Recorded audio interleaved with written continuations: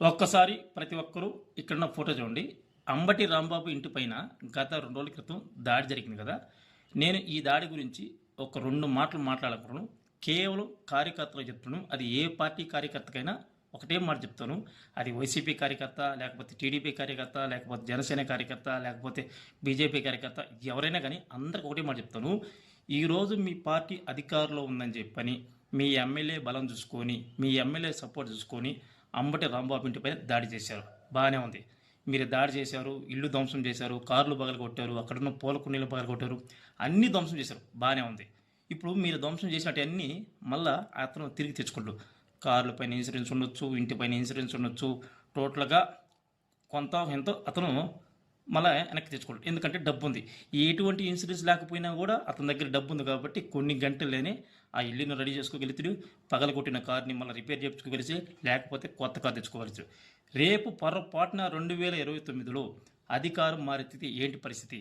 ఇప్పుడు ఎవరైతే మీరు వెళ్ళేసి ధ్వంసం చేశారో, రేపు అధికారం మారిన తర్వాత మళ్ళీ వైసీపీ పార్టీకి సంబంధించిన కార్యకర్తలు మీ ఇళ్ల మీదకి వచ్చి మీ ఇళ్ళలో మీ మీ ఇంట్లో సామాను పగలగొట్టి, మీ ఇంట్లో కార్లు పగలగొట్టి, మీ బైక్ తగలబెడితే మీరు తట్టుకోగలుగుతారా? నేను ఎందుకు చెప్తానంటే, మధ్యలో నలిగిపోయేది నువ్వు ఒక కార్యకర్తవి, నేను ఒక కార్యకర్తవి. మధ్యలో నలిగిపోయేది మనమే. ఎమ్మెల్యేలు బాగానే ఉంటారు, మంత్రులు బాగానే ఉంటారు, అందరూ బాగానే ఉంటారు. మధ్యలో నలిగిపోయేది ఒక సామాన్య కార్యకర్తే.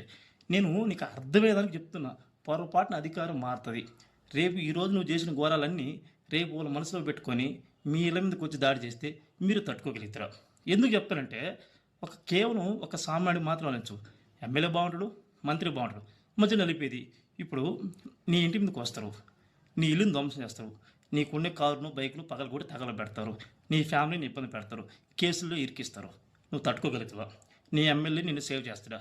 నీకు ఇల్లు కట్టిస్తాడా? నీకు బైక్ తీస్తాడా? నీకు కారు కొనిస్తాడా? నీ పొలాలు ఏదన్నా ఇబ్బంది లేకుండా చూడగలుగుతాడా? ఎవడో ఏం చేయడు. మధ్యలో నిన్ను నన్ను వాడుకుంటున్నారు కానీ వాళ్ళకేం నలగట్లా, వాళ్ళకి ఏంట్రకు నలగదు. మధ్యలో ఇబ్బంది పడింది మనం. ఇది తెలుసుకుంటారని ఈ మాట చెప్తారు. దయచేసి ఎమ్మెల్యేల ట్రాప్లో పడకండి.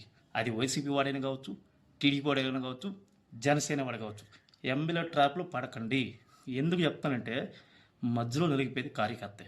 వాళ్ళు బాగానే ఉంటారు, డబ్బు ఉంది కాబట్టి ఆ అంబటరాంబు ఇల్లు రిపేర్ చేయించుకుంటాడు, కొత్త ఇల్లు కట్టుకుంటాడు, లేదంటే కొత్త కారు కొనుక్కుంటాడు, అన్నీ బాగానే ఉంటాయి. నువ్వు నేను కొనుక్కోగలుగుతావా? ఇది గుర్తుపెట్టుకోండి.